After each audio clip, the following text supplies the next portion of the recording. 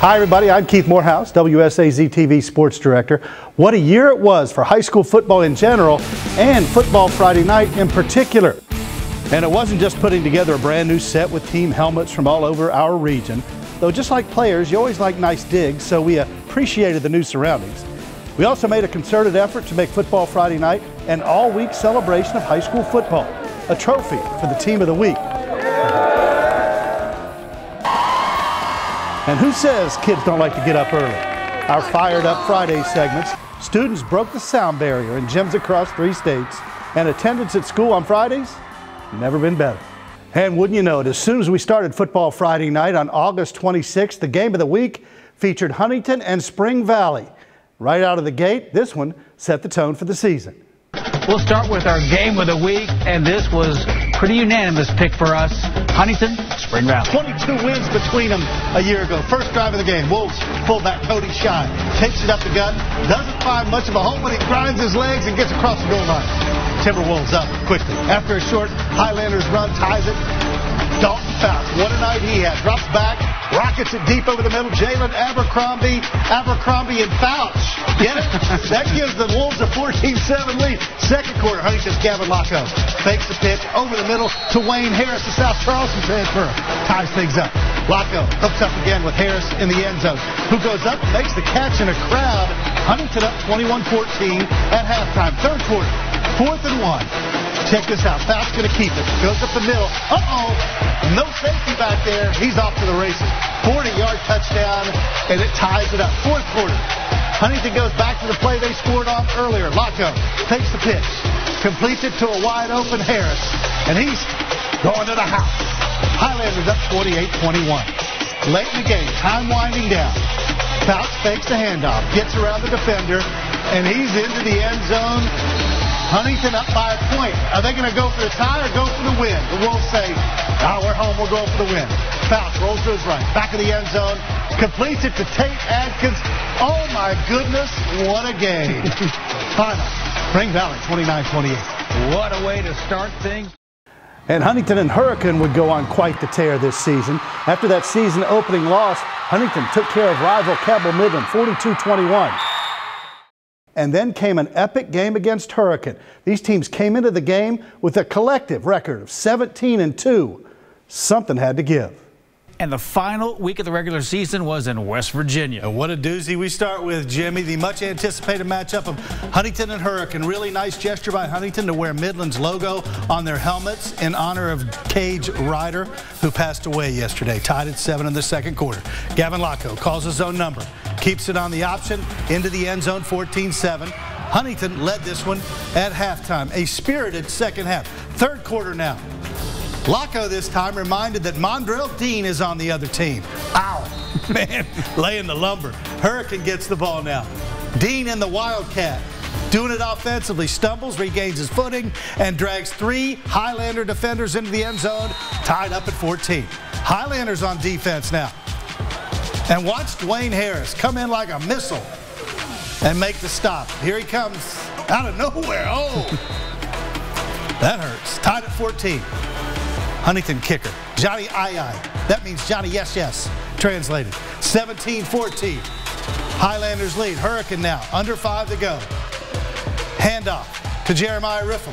He goes in untouched. And this is Hurricane's first lead, 21-17. Huntington with 4 minutes left. Locko did not panic. Nice ball over the middle to Dwayne Harris. First down and then some. And that sets up Locko to his left. And he busts in for the touchdown. A game certainly befitting the hype. Huntington certain to be number 1 after this one, 24-21 over Hurricane. And in Class AA, so many teams fighting it out. Herbert Hoover, Winfield, Logan, Roane County, and Scott. And the Skyhawks would take over the number 1 ranking in Class AA in Week 4 and hang on to it until Week 10, knocking off Chapmanville and Logan. And then in the second round of the playoffs, it was mighty Winfield against mighty Herbert Hoover. What a game. Joseph Payton now takes us back to that one. Now the top seed in Class AA had no problem in round 1 as Winfield beat Logan 43-0. You know, the deeper you go into the tournament, the thinner that margin for error is. You just cannot make mistakes. The Generals at home again, hosting Herbert Hoover. Winfield versus Hoover, and you know, such a heated matchup. Even the coaches got in on the smack talk pregame. Look at that. Huskies start strong. That was Dane Hatfield with a long pass, and it's Jacob Burns coming down with it. He gets to the end zone to score. Touchdown Huskies, and Burns with the celebration here starts to let them know all about it. Winfield tries to retaliate now. It's Bryson Brown. He keeps it, looks for some room. Finally gets shoved out of bounds here, but not before reaching that first down marker. That's all they needed. Later in the drive, after he keeps it alive, it's Brown under center, fakes the handoff here, and he's going to go over the top with it. K'Wan Pearson all alone in the end zone, an easy catch for the score. And folks, we've got a tie ball game. Second quarter, Winfield wants another score. Bray Boggs squeaks through the line, delivers a blow, tough run for a nice gain. Possession back to Hoover, though. Hatfield drops back to pass. He'll be dropped in the backfield by Logan Howell. A sack, big play for the Generals there, but it's Hoover winning this one on a very late fourth quarter touchdown, and they advance, winning it 27-26. And we'll see the Huskies and the Highlanders a little later on in the show.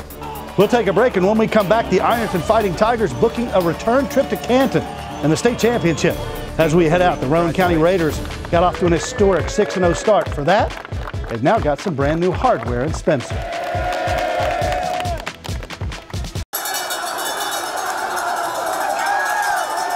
They were here drinking Mountain Dew at like 4:30 this morning. They gave me one. The eye of the tiger. And Joseph Payton got a brand new appreciation for Mountain Dew that day in Ironton. More on the Tigers in just a minute. But first things first, there were several teams in the Buckeye State making moves on Friday night. What about the numbers Chase Hall from Coal Grove put up this season? He ran for an astounding 2,855 yards and scored 47 touchdowns for the Hornets this year. He was the Division VI Ohio Player of the Year. And the Gallia Academy Blue Devils got off to a great 7-1 start on the season. Blue Devils rang up 9 wins on the season, and they came within a touchdown of upsetting undefeated Ironton.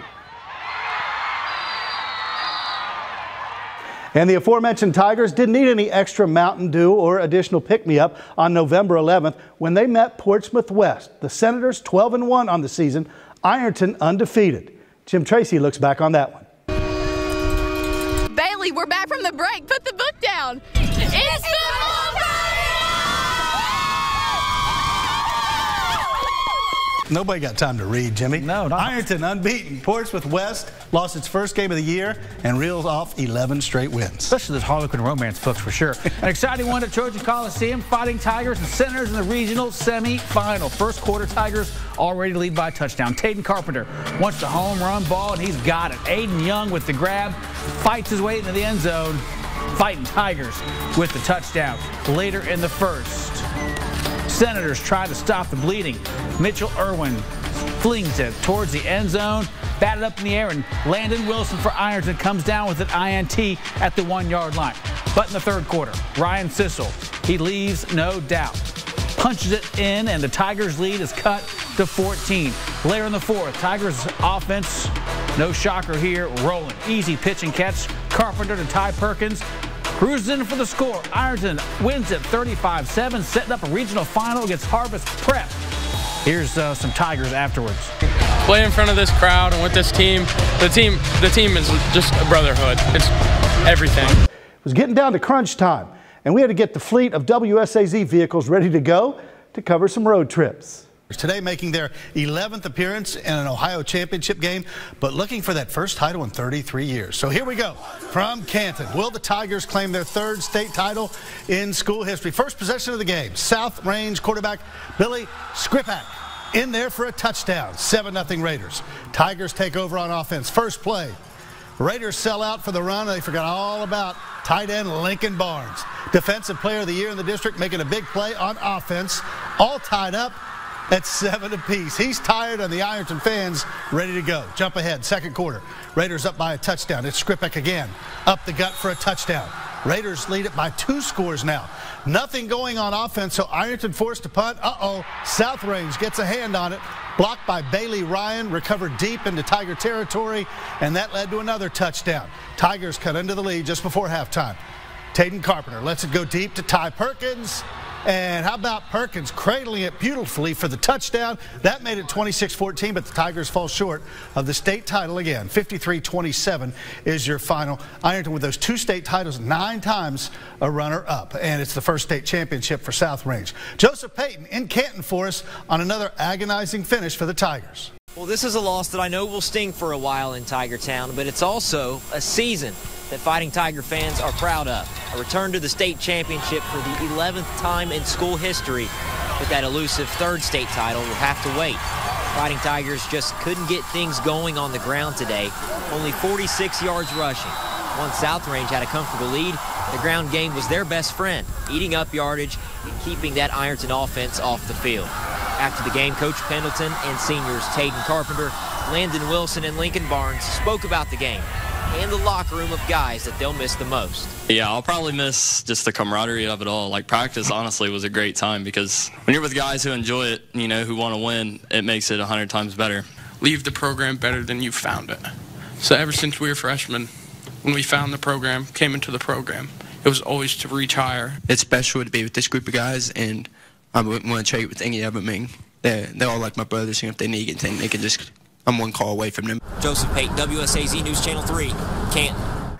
And kudos to Ironton for another incredible season, 15-1 on the year. When we come back, we'll head over to the Bluegrass. But first, what's the Team of the Week trophy look like next to the gazebo in Gallipolis?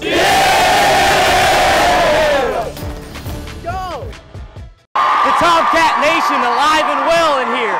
It looks like a rave. We're the Ashland Tomcats, man. Ain't nothing can stop us. We prove that time and time again. It's time to bring out the Ashland Tomcats through the Tunnel of Pride. Welcome back. So Ashland serving up a little Tomcat spirit in the gym at Paul Blazer that day. But Ashland not up to its usual standards with a tough start this season. Let's go, boys! Let's go! Cats started 2-4, and it looked as if the season was going in the wrong direction. And then Ashland did a 180, reeling off 6 straight wins to make it to the Class 3A state semifinals before bowing out in a loss to Christian Academy of Louisville. Boyd County Lions were district champions, put together a tremendous 8-4 season with one of its wins over Ashland. Boyd County advancing to the 2nd round of the playoffs before they lose to Boyle County. And the Greenup County Musketeers played well into November, going 3 weeks deep into the playoffs, beating Pike Central and Lawrence County before losing to Mason County on the road. And over in Raceland, a town famous for the rail industry, the Rams got the train rolling. After an early loss to Fort Thomas Highlands, a Class 5A school, they reeled off 10 straight wins en route to the state championship game. Jim Tracy now on the call. You know, they'll re-bracket the tourney after tonight, so you could see a possible number 2 Raceland versus number 1 Pike. Will play for it all in Lexington, but both have to win tonight. First things first, let's check things out. Raceland squared off against the Hazard Bulldogs. Here we go. Logan Lundy looking downfield. He will find Mason Likens. Nice pass and throw to him. Down inside the 5. Now he hands off to Wallace, who jumps into the end zone. 10-0. Raceland. Hazard tried to punch it in before halftime. And you know what? Raceland moving on in a tight one, 17-14. So it was an all-local championship game in Class 1A. Pikeville versus Raceland at Kroger Field in Lexington. And let's go to Kroger Field, where the Raceland Rams taking on defending Class 1A champs Pikeville at the home of the Wildcats. Great atmosphere for our local teams. Very first play from scrimmage, Pikeville running back Blake Birchfield. We've called his name all year. Gets a snap, takes it down the sidelines. 85 yards later, he's into the end zone. And the Panthers are off to a fast start. Extra point was no good. Following drive, Raceland's Logan Lundy connects deep with Mason Likens. That drive would stall, though, and the Rams would settle for a field goal, 6-3. Next Rams drive on 4th and 2. Raceland's Connor Hughes takes a snap. Carson Wright hits him, and the ball gets jarred loose. Pikeville's Deontay Stevens picks it up and takes it all the way back the other way for a Panthers touchdown. Then with just 2 seconds remaining in the first half, Pikeville's Isaac Duty heaves it up to the end zone. Wade Hensley comes up with a jump ball on the touchdown. And then in the 3rd quarter, Birchfield takes the handoff up the gut, adds to the Panthers' lead. Pikeville gets the win 41-9, their 7th state championship. Raceland finishes 13-2. Andrew Colgrove now from Kroger Field. Thank you, Keith. After starting the season 0-2, the Pikeville Panthers reel off 12 consecutive wins, culminating with a 2nd consecutive state championship here at Kroger Field. The two big plays there in the first quarter, I thought, were huge for us. Raceland's got a good football team, and our guys just kept fighting. We've won a lot, but not like this. You know, losing those first two games, it's crazy. You know, it shows how much commitment these coaches put into us and how much these players really care. Raceland, with so much to be proud of after a 13-win season, not getting the outcome they'd hoped for. It's an incredible season, you know, when you can end it on the blue carpet. It's a great feeling, you know, not the outcome we want. You know, we fought all the way, get everything we got. And not this year, but one year, the team in the orange is going to win it. The celebration back in Pikeville will be going well into the night. They'll be soaking in this one for a while. But you know, Christmas songs will still be playing on the radio when the coaching staff and underclassmen allow themselves to start thinking about a three-peat. Keith? And no shame in the season the Rams put together. 13-2 and some new hardware to pass around the halls at Raceland High School. It looks like the Super Bowl trophy. How does it feel to win this week's WSAZ Team of the Week trophy? It feels great, yeah. It looks pretty nice. I like seeing myself in it. For the first time on Fired Up Friday, we have actual fire. They could probably see the bonfire from the International Space Station. How are we feeling on this Friday morning? I'm all jacked up on Mountain Dew. He's getting it out of the holster. The boot, no way. No way. Oh my goodness. Does that add some extra minerals, maybe some salt to it? For sure, for sure. I gained 40 pounds off this stuff last year. Yeah, the Highlanders certainly raised the bar that morning with the bonfire. In fact, they won the season award for Fired Up Fridays. One of the great stories of the year was the Herbert Hoover Huskies. They lost their first two games of the season, then clicked off 10 wins in a row to get to the state championship game for the first time ever. It was there that they ran into an unbeaten Independence squad. Hoover in its first ever title game against undefeated Independence. What a night for Independence running back Judah Price. Early touchdown makes it 8-0 after the two-point conversion. Hoover now on 4th and 17. Dane Hatfield over the middle to Jacob Burns. Huge first down. Then they're inside the 10, and Judah Price, talk about huge, what a play on defense. Rips the ball away, and it's Independence football. Then watch the pass from Trey Bowers to his wideout Cyrus Goodson. Not a touchdown, but they score on the next play, 14-0 halftime.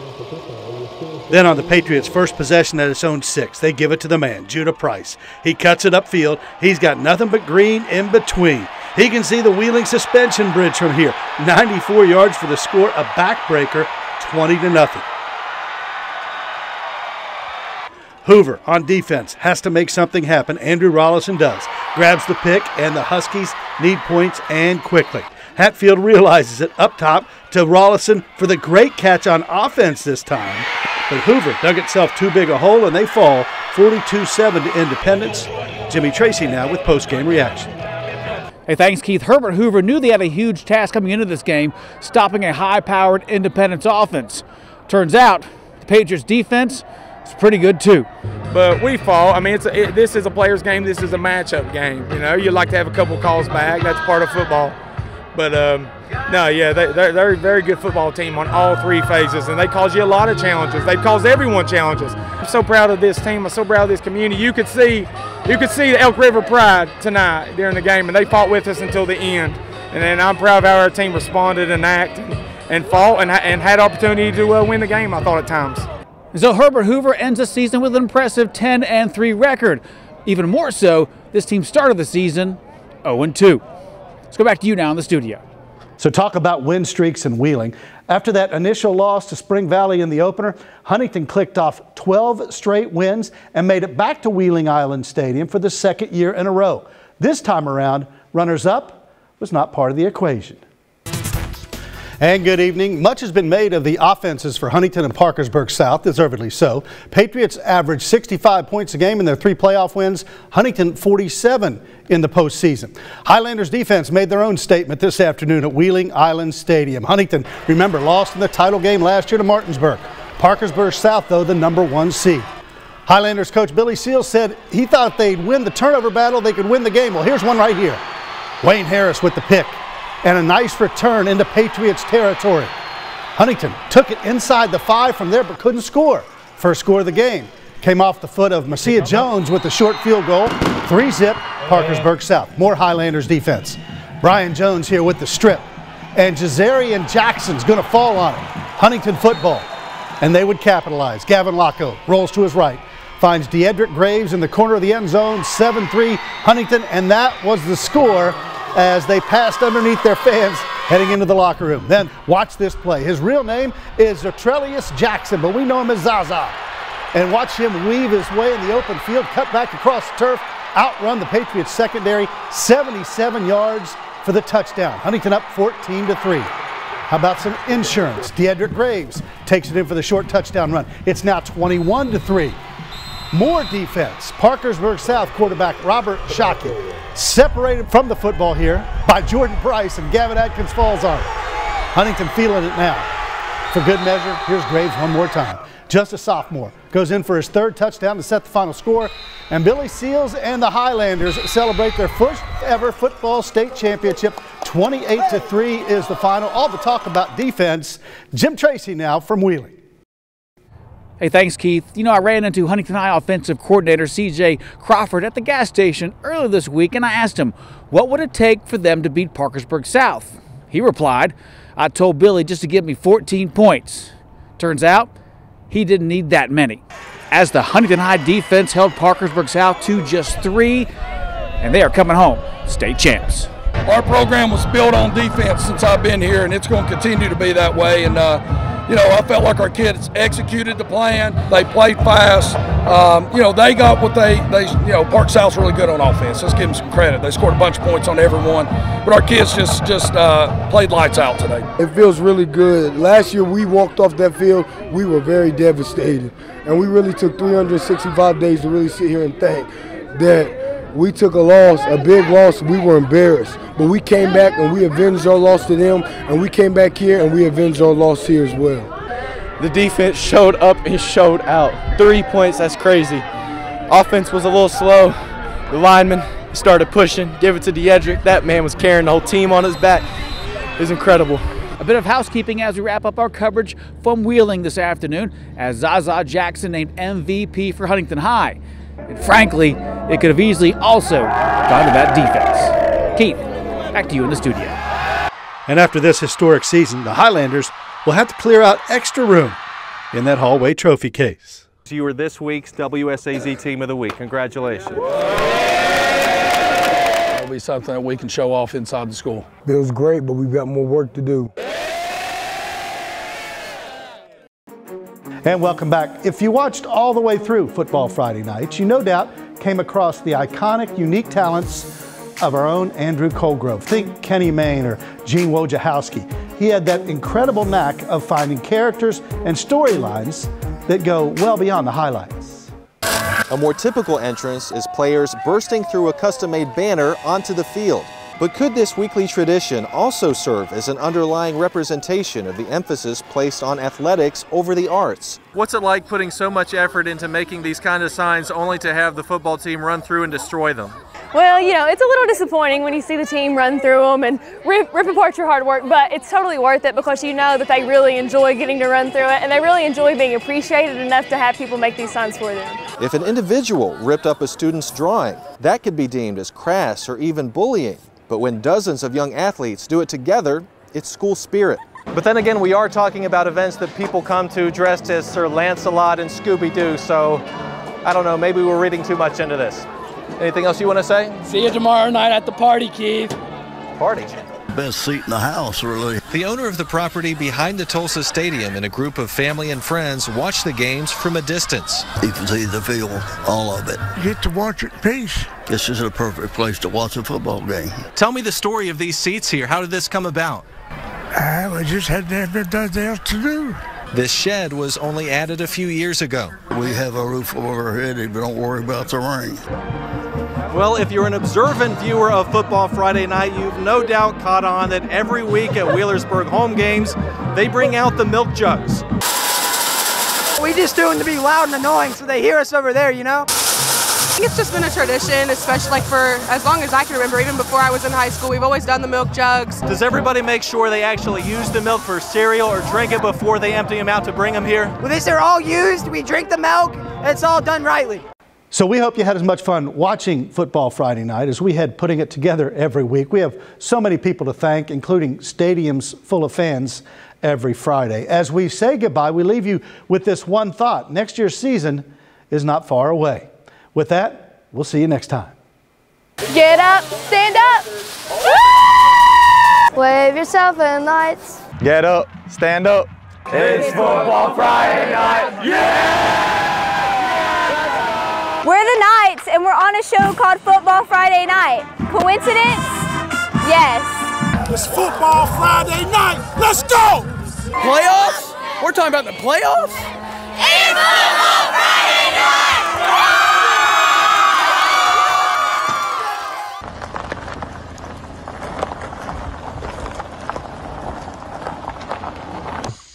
Hi, Jimmy. Hi, Keith. It's been a great season. Thank you for everything you've done. Wait, what's that, Stella? What? It's Football Friday Night. Oh, thanks for telling me, girl. Yeah!